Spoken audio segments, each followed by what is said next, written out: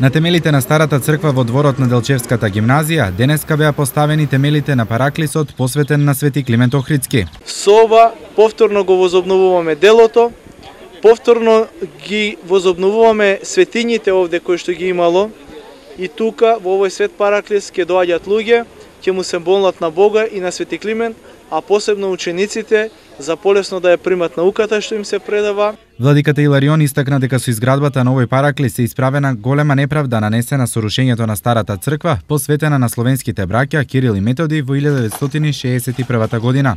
Од самиот почеток и го молев Бога, изборував и барав повторно да се возобнови храм на старите темели, кој што ќе сведочи низ времињата за нашето постоење и ќе го смириме гневот Божи и наместо гнев и осуда од Бога врз луѓето, нека има мир и благослов.